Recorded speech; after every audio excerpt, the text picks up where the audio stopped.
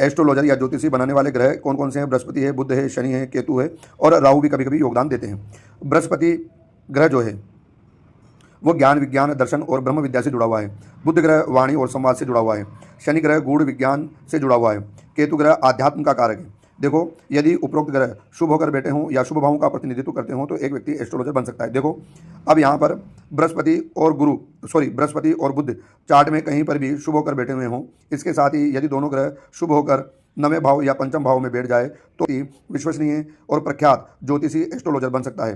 तो देखते हैं, वैसे तो शुभ होकर बुध और गुरु कहीं पर भी बैठ जाएं, पर विशेषकर से बताया गया है पंचम भाव में गुरु और बुध बैठ जाए या नवम भाव में गुरु या बुध बैठ जाए या कहीं पर भी शुभ होकर बैठ जाए। शनि और केतु का संबंध शुभ हो तो व्यक्ति गूढ़ ज्ञान विज्ञान में रुचि रखता है। तो गूढ़ ज्ञान विज्ञान का एक क्षेत्र है अष्टम भाव। अगर अष्टम भाव में शनि केतु बैठ जाए तो व्यक्ति को गूढ़ ज्ञान में रुचि मिलती है। इसके अलावा शुभ होकर चाहे नवम में बैठे चाहे कहीं पर भी बैठे तो वो भी गूढ़ ज्ञान में रुचि रख सकता है, अर्थात ज्योतिष में रुचि रख सकता है।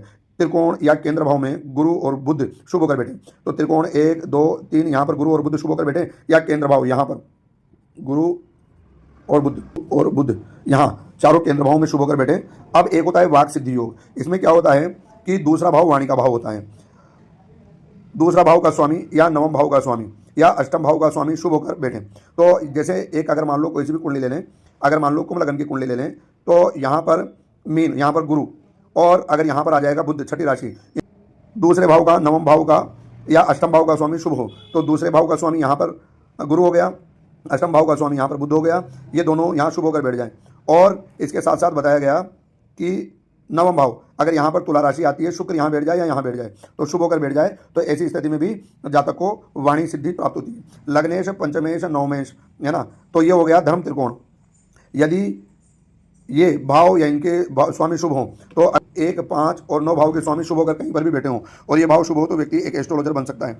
किसी व्यक्ति की कुंडली में गजकेसरी योग बने, चंद्रमा और गुरु की युति हो अथवा दृष्टि संबंध हो।